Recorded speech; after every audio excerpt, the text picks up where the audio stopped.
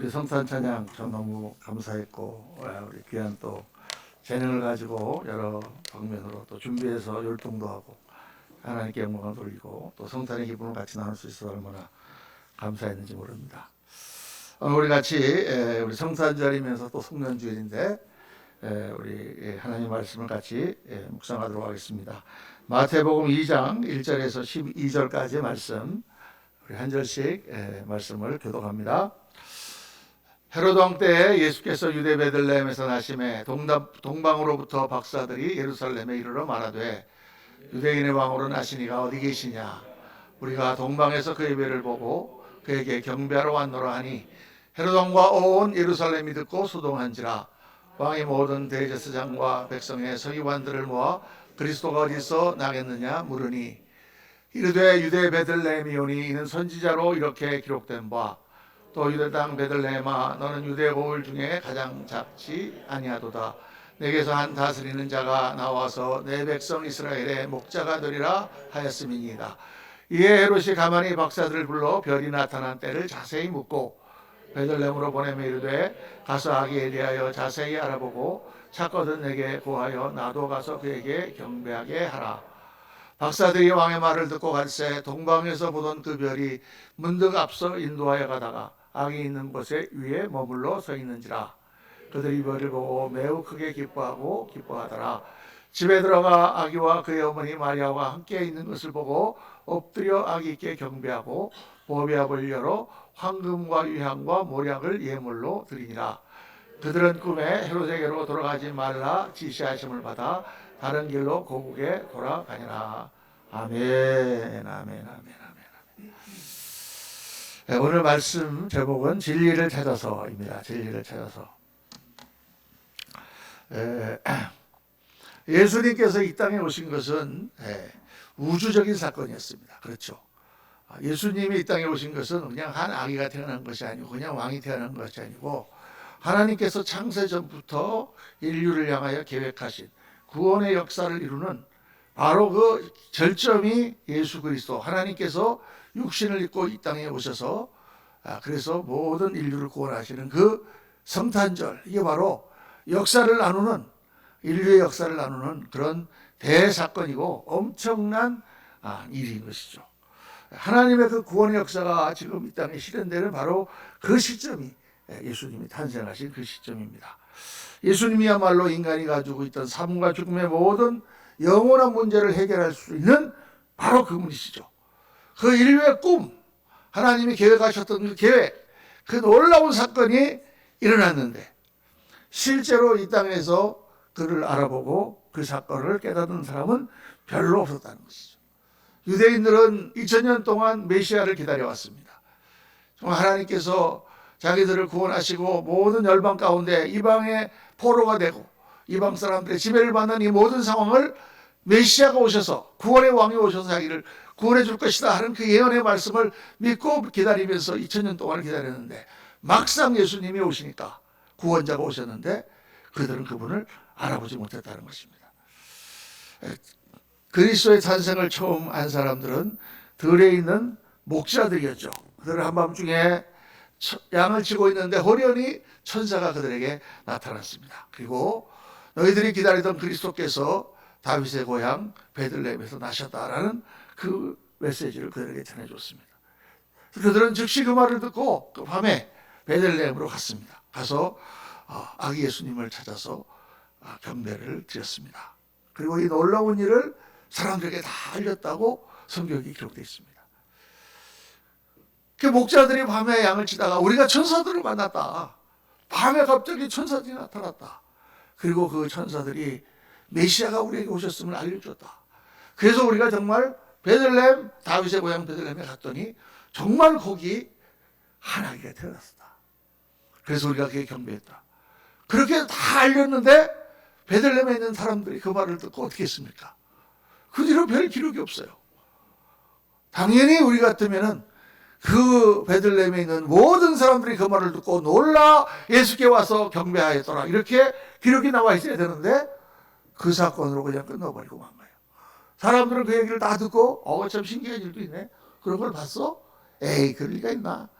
혹은 뭐 진짜 맞대잖아, 뭐 그랬겠지 하고 그냥 다 지나가 버리는 거예요. 왜 그냥 다 지나갔을까요? 그리고 나서 또 이상한 일이 벌어졌습니다.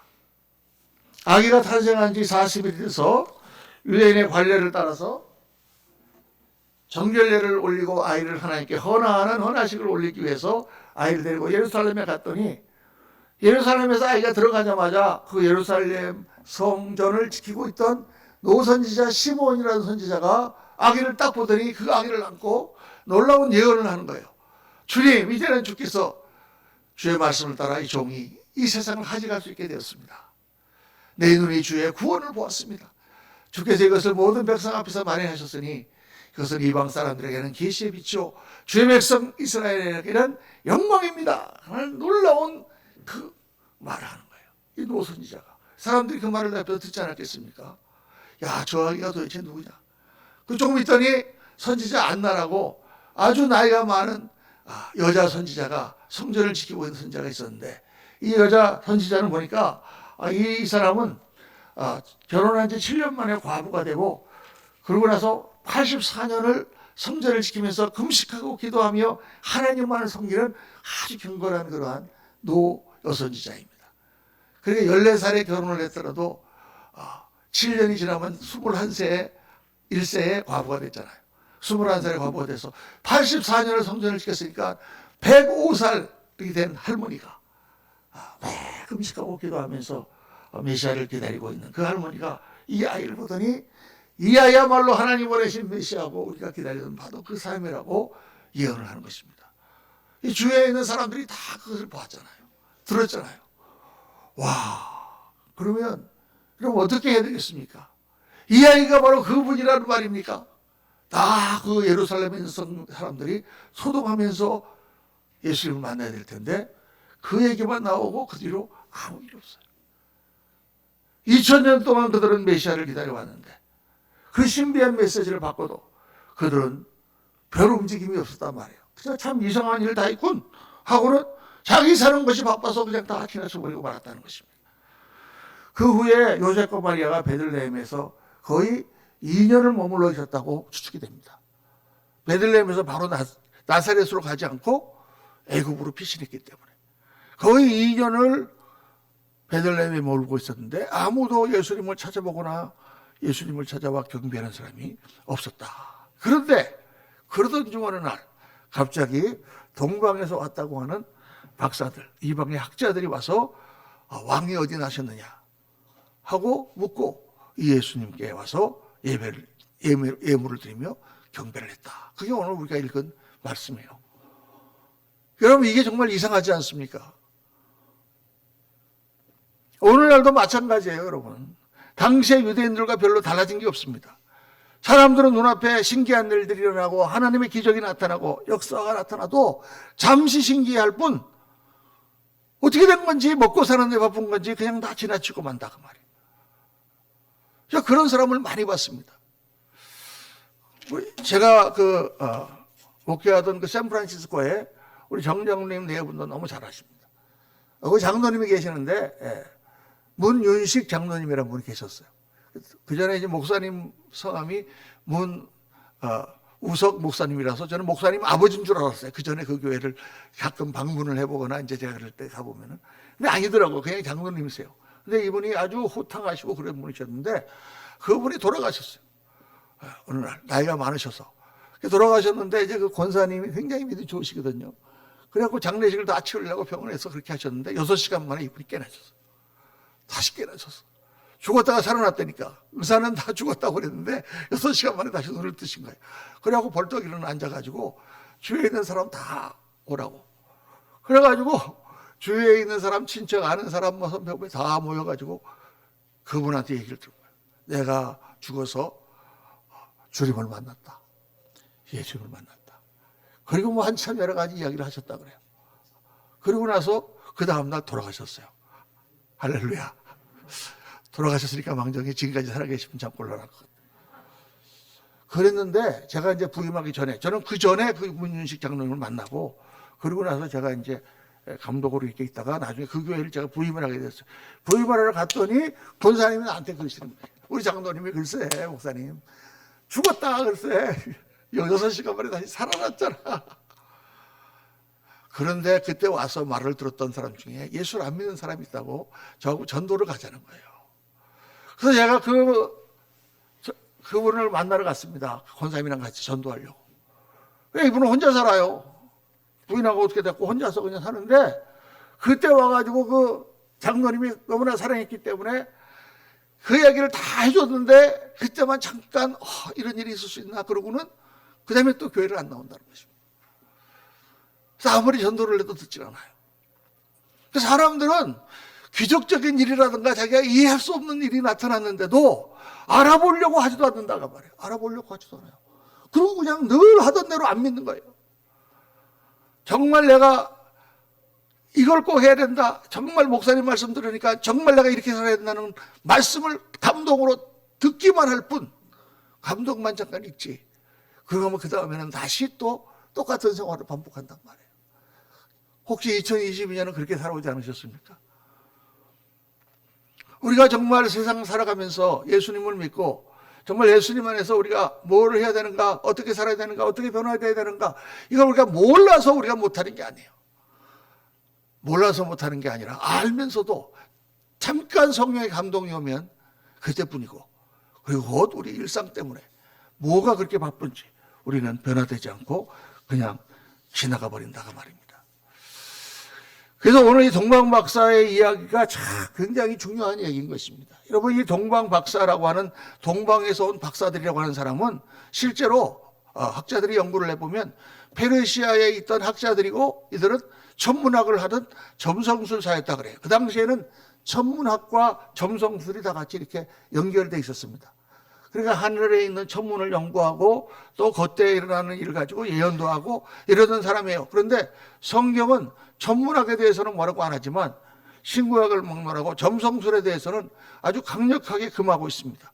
무슨 마술이라든가 무당이라든가 어떤 접신이라든가 점을 치는 거라든가 점성술을 하는 거라든가 손금을 보는 거라든가 신문에 있는 무슨 운세를 보는 것도 성경에서 금하고 있어요. 그런 것들은 영적인 일이기 때문에 하나님께서는 성경을 제외한 어떤 다른 것을 통해서 영적인 것을 경험하는 것을 원하지 않으십니다. 왜? 마귀도 영이기 때문에 그래요. 귀신도 영이기 때문에. 그래서 우리가 하나님의 말씀을 잘 배우고 정통적인 신앙 안에서 거하는 것이 굉장히 중요하고 또 하나님의 말씀이 우리 신앙의 가장 중요한 기초가 된다는 것을 절대로 벗어나면 안 되는 것입니다. 다른 거 무슨 신기한 일이 있다고 뭐 여기 가고 저기 가고 이렇게 저렇게 하다가는 잘못해갖고 우리 영이 잘못된 미혹의 영에 씌우면은 제가 목회를 하면서 많은 그런 분들을 경험해 봤는데 이단적인 것에 한번 빠지면은 헤어나오지를 못해요.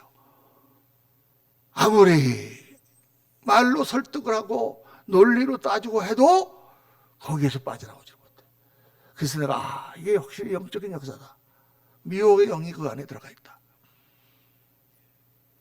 그래서 여러분 성경은 이런 구약에 보면은 이런 접시를 하거나 혹은 점을 치거나 무슨 무당을 하거나 점성술을 하는 사람은 돌로 다 쳐 죽이라 그랬어요. 그렇게 금했다 그 말이에요. 하나님께서 금하셨는데 아니 왜 이 예수님의 탄생하신 이 놀라운 시간에 하나님께서 점성술사들을 동원하셔서 예수님을 경배하게 하시냐 그 말입니다. 왜 그렇게 하셨을까요?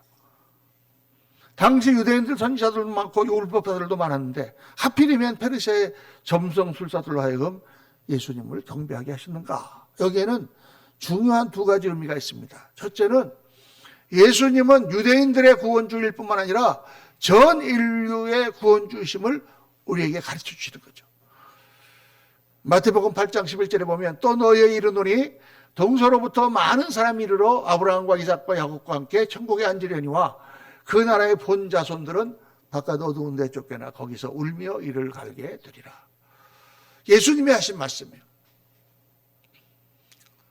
많은 사람들이 동서로부터 전 세계에서 예수 그리스도를 믿고 아브라함과 이삭과 야곱과 함께 천국에 앉겠지만은 이 나라의 본 자손들, 아브라함의 자손들, 유대인들은 많은 사람들이 바깥 어두운 데 쫓겨나 울며 이를 갈게 되리라.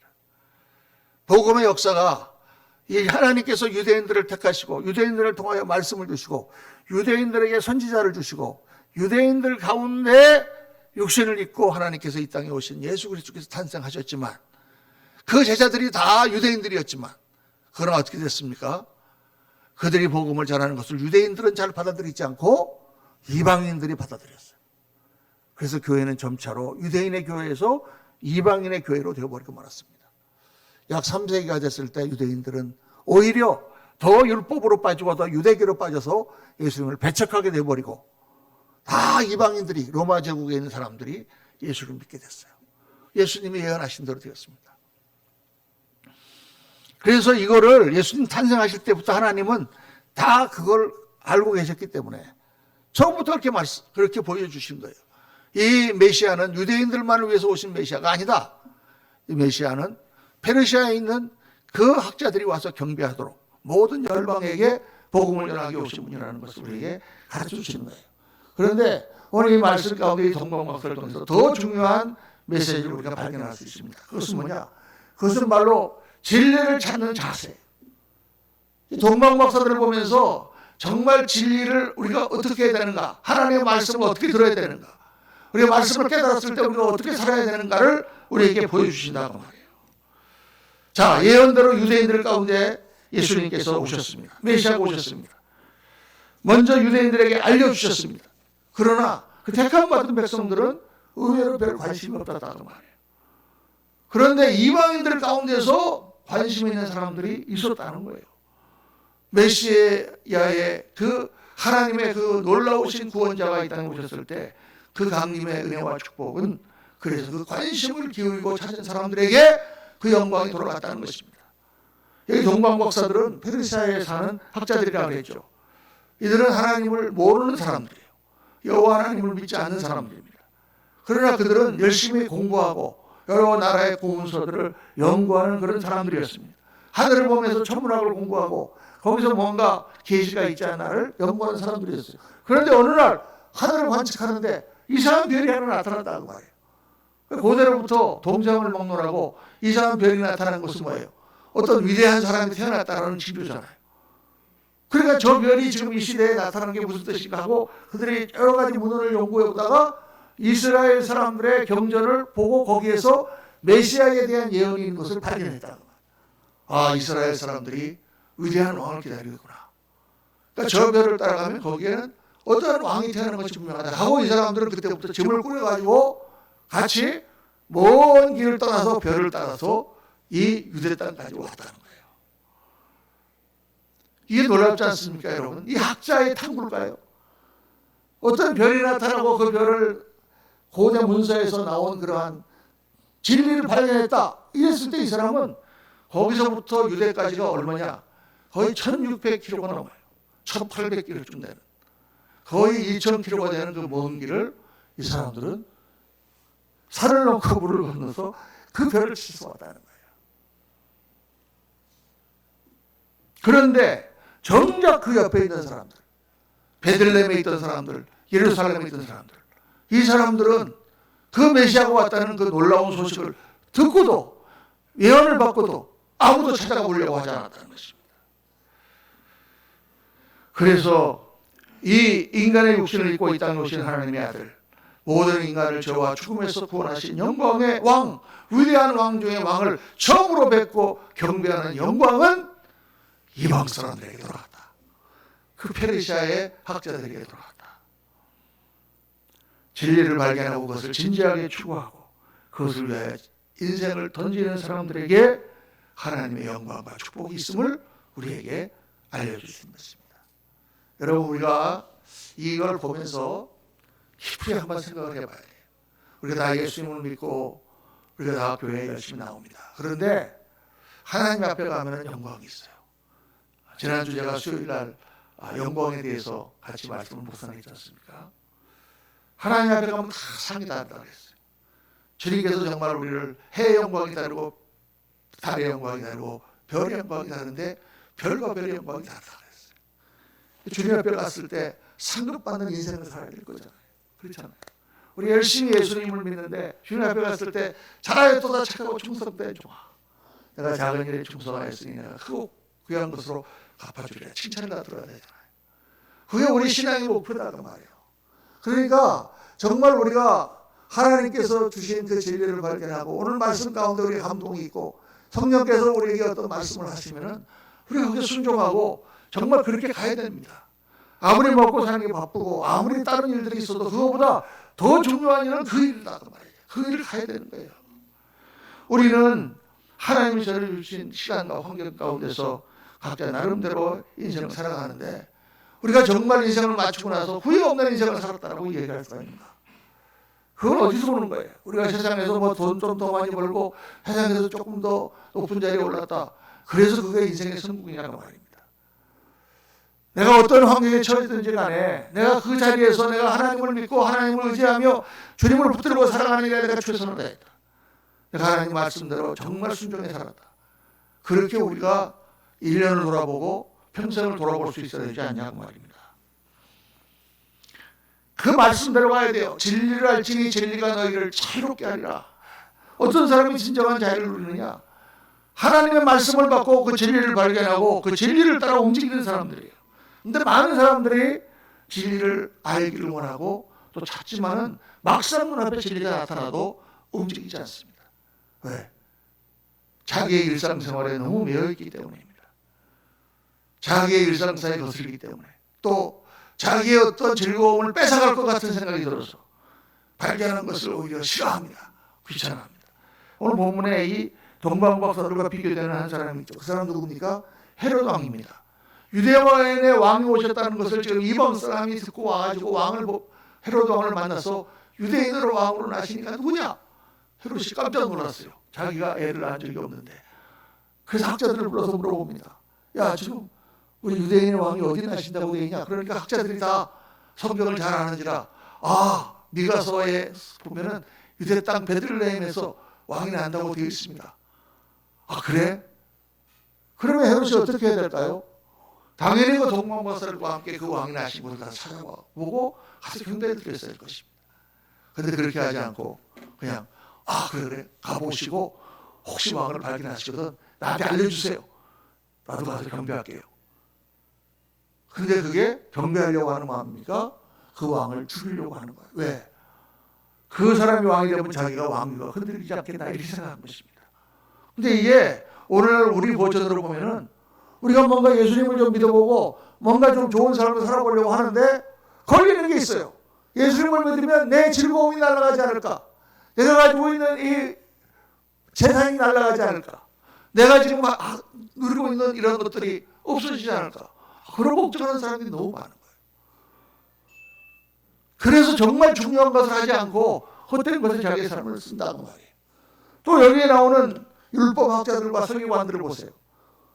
이 사람들한테 물어봐서 헤롯이 어디서 지금 베들레헴에 어디서 지금 메시아가 오겠느냐? 그들이 다 성경을 너무 잘 알고 있는 사람들입니다. 베들레헴에서 옵니다. 베들레헴에서 예수님이 나신다고 하셨습니다. 그럼 이 사람들이라도 한번 베들레헴을 가봐야 될 거 아니에요. 이 사람들은 알기는 많이 알고 있었지만 실제로 예수님 메시아가 왔는데 관심이 없었어요. 오늘날도 똑같습니다. 성경 말씀은 많이 압니다. 교회 생활은 오래 했습니다. 그러나 하나님께서 나에게 말씀하시고 하나님께서 감동을 주셔도 우리가 움직이지 않습니다. 왜 움직이지 않는 걸까요? 육신의 편안함 때문에 그런가요? 뭐가 걱정돼서 그럴까요? 날이 좀 추워서 그럴까요? 시간이 없어서 그럴까요? 바빠서 뭐가 그렇게 바쁠까요? 이런 걸 가만히 생각을 해보면서 우리는 하루하루 매일 쳇바퀴 돌아가는 것 같은 삶을 살고 있지만 중요한 것을 놓치고 있는 것입니다. 말씀을 공부할 때 말씀을 배워야 되고 그 말씀대로 우리가 살아야 되고 또 기도해야 되고 내년부터 내년 1월 달부터 우리가 이제 금요 기도회를 심야 기도회를 시작합니다. 밤 9시에 모여서 기도합시다. 피곤하죠 다. 성도님들 하루 종일 일하고 밤에 와서 또 어떻게 기도하겠습니까? 지금 몇 분이 올까? 혹시 조여서 목사님하고 나하고 둘이서 기도하는 게 아닐까? 그런 생각을 지금부터 이 부정적인 상상을 부터 해보고 있습니다. 근데 여러분 정말 중요한 게 무엇일까? 저는 늘 그걸 생각합니다. 사람들은 가서 이거를 해야 내가 된다고 생각해요. 먼저 이걸 해야 된다고 생각합니다. 그런데 정말 항상 보세요. 구약을 보세요, 여러분. 다윗이 지금 시글락이라고 하는 곳에 자기 아내와 아이들이 다 거기 가족도 있었는데 어디 가서 아말렉하고 전쟁을 하고 들어오니까 다 아말렉에게 포로로 잡혀갔어. 어떻게 해요? 당장 가서 그들을 구해야 되잖아요. 다윗은 먼저 하나님께 물어봅니다. 내가 지금 가리까 말이까? 가서 치리까 말이까? 아니, 그게 지금 물어볼 상황이에요. 가족들하고 자식들하고 다 지금 포로로 잡혀갔는데 다윗이 군사를 이끌고 돌아오니 성이 완전히 불타고 다 없었는데 지금 그때 하나님 앞에 물어볼 지금 상황이냐고요. 무조건 가야지. 그런 다윗은 하나님께 물어봅니다. 하나님, 갈까요 말까요? 왜 그럴까요? 먼저 가서 그것을 찾으러 가는 것보다 더 중요한 것은 하나님의 뜻을 따르는 게 중요하기 때문입니다. 하나님이 인도하심을 따라야 된단 말이에요. 그러니까 가서 그들을 만나잖아요. 안 그랬으면 만나지 못했을 거예요. 그래서 여러분, 우리가 신앙생활을 지난 2022년도 열심히 했습니다. 여러분, 정말 제가 보면 열심히 살고 열심히 했습니다. 그런데 하나님의 말씀을 수없이 많이 들었지만 정말 그 말씀대로 내가 변화되고 내가 그렇게 산 게 얼마나 되는가를 한번 계산 한번 해보십시오. 2022년을 시작했을 때나 지금이나 똑같아. 달라진 게 없어. 뭐가 달라졌을까? 조금 달라졌을까? 그래서 왜 그러느냐? 말씀을 듣고 알기도 알고 마음에 감동도 되지만 내가 생각하는 더 급한 일, 내가 생각하는 더 중요한 일 때문에 정말 하나님이 말씀하신 대로 내가 움직이지 않기 때문입니다. 우리가 인생이 변화되려면 움직여야 돼요, 여러분. 하나님이 기뻐하시는 길로 가야 돼요. 때로는 어렵고 힘들어도 믿음을 가지고 가야 돼요. 그 진리를 추구해서 별을 따라간 동문과술처럼 우리가 가야 된다고 말해요. 멀리니까 귀찮아서 이 정도는 이해하시겠지. 그게 아니죠, 여러분. 누가 동문과술을 보고 별 안 찾으면 무슨 벌금을 내라 그랬습니까? 뭐라 그랬습니까? 그러나 그들은 별이 나타났기 때문에 그걸 찾아보러 간 거죠. 그리고 거기서 왕을 만난 것입니다. 그리고 자기들이 가지고 있는 귀한 것을 드려 경배한 거예요. 그러므로 그들은 메시아를 처음 만나서 경배하는 영광을 얻은 것입니다. 오늘 성탄절을 맞으면서 또 한 해를 보내면서 여러분 어떤 생각을 하십니까? 우리가 상황에 적응해서 매일매일 살아가는 것은 맞지만 그러나 우리가 정말 해야 되는 일을 알면서도 변호가 귀찮고 고생이 두려워서 그냥 적응해서 살고 있다면 그게 우리 예수 믿는 사람의 인생 자세는 아닌 거죠. 이 구태의회 하는 곳에서 우리가 한번 탈피를 해야 됩니다. 변혁이 뭔가 일어나야 돼요. 뭘 몰라서 우리가 가만히 있다면 할 수 없지만 오늘 우리를 인도해 주는 별이 비치고 있습니다. 그 별이 뭐예요? 하나님의 말씀이죠. 하나님께서는 매주 또 수요일을 통해서 매 새벽을 통해서 우리에게 말씀하고 계십니다. 이 말씀이 너무 매일같이 듣는 말씀이라서 홍수처럼 넘쳐나는 말씀이라서 그냥 늘 들어도 그런 말씀으로 우리한테 지나가고 있지는 않은가 한번 깊이 생각을 해봐야 됩니다. 기도 가운데 성령의 인도하심을 받으시고 그 길을 발견하시면 작은 것부터 과감하게 우리 인생의 길을 바꾸고 하나님이 인도하시는 길로 한번 가보십시오. 곧 우리가 주님 앞에 서서 결산할 때 우리의 결단이 얼마나 좋은 결단인 것인지를 하나님께서 판단하실 것입니다. 동방박사들이 진리를 찾아서 수천리를 영광의 명을 베어리고 온 이 놀라운 사실을 우리가 보면서 오늘 우리에게 하나님이 권면하시는 것은 우리도 참 올바른 인생의 길을 찾아서 과감히 그 길로 나가야 된다. 오늘 이 말씀이 저와 여러분에게 다시 한번 새로운 도전이 되시기를 예수님 이름으로 축원합니다. 기도하겠습니다. 할렐루야. 그렇습니다. 아버지 하나님, 동방박사가 먼 곳에서 하나님도 잘 믿지 않는 사람들이 별이 나타나는 것을 보고 그 별을 찾아서 수천리 길을 와서 영광의 왕을 뵙습니다. 그러나 그 주위에 있던 베들레헴의 사람들, 예루살렘의 사람들, 그 학자들, 헤롯 왕, 그들은 자기들의 일상생활에 젖어서 하나님의 진리의 말씀을 따르려는 생각도 안 하고 그 왕을 배우려는 생각도 안 하고 다른 엉뚱한 생각을 하고 있는 것을 저희들 보았습니다. 아버지 하나님, 저희도 그런 식으로 그냥 매일매일 살아가는 신앙의 삶이 되지 않도록 도와주시고 오늘도 하나님께 기도하고 말씀을 받고 하나님 인도하시는 길을 따라 과감하게 우리 자신을 변화시키며 하나님 앞에 헌신하며 정말 새로운 인생을 만들어가고 창조해가는 그런 저희들 되도록 하나님 인도해 주옵소서. 2023년도에는 정말 새로운 결단이 있게 하시고 우리 사랑하는 성도들의 삶이 모든 면에서 극적으로 변화되고 하나님 앞에 다시 한번 크게 쓰임받는 귀한 한 해가 되도록 축복하여 주옵소서. 우리 구주 예수 그리스도 이름으로 감사하며 축복하며 기도하옵나이다. 아멘. 말씀을